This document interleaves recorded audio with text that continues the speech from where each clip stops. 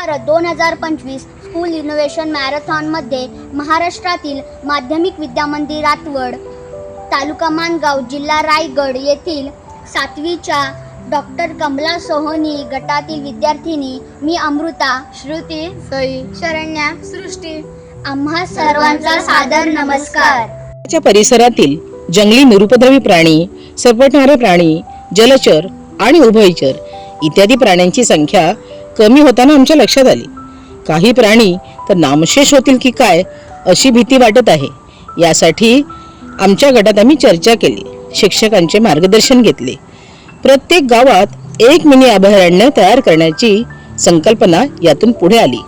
अमृत Bharat theme अंतर्गत one village one mini century, एक गाव एक मिनी अभयारण्य ही आयडिया आम्ही प्रस्तुत करीत आहोत.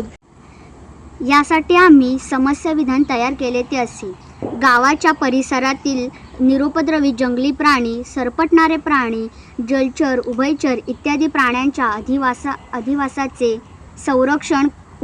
संरक्षण करण्यासाठी उपाययोजना सुचविणे. समस्या मागील कारणांची यादी करण्यात आली. लोकसंख्या वाढीमुळे मानवी वस्तीचा विस्तार, 2 उद्योगधंद्यांचा विस्तार, 3 जंगलतोड, 4 प्राण्यांची बेसुमार शिकार, 5 शहरीकरण, 6 डोंगर सपाटीकरण. या सर्वांचा पर्यावरणावर नेमका काय परिणाम झाला याची यादी केली.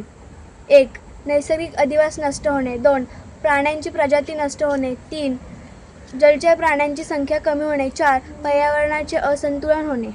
फिजिकल प्रोटोटाइपद्वारे आम्ही या मिनी अभयारण्याची प्रतिकृती सादर करीत आहोत.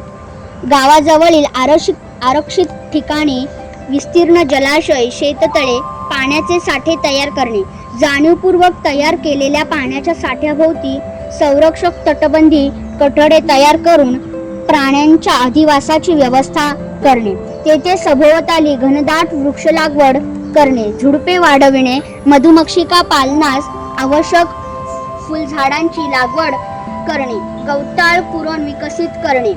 मिनी अभयारण्याबाहेरील मोठ्या पाणीसाठ्यातून सौर ऊर्जेवर चालणाऱ्या पंपाद्वारे पाईपलाईनने उन्हाळ्याच्या दिवसात मिनी अभयारण्यातील पाणीसाठा अबाधित राखणे शक्य होईल. अगं शरण्या, हे प्रत्यक्षात करणं कसं शक्य आहे?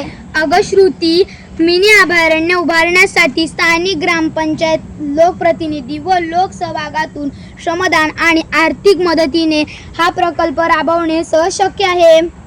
पण हे सर्व करून काय परिणाम होणार आहे?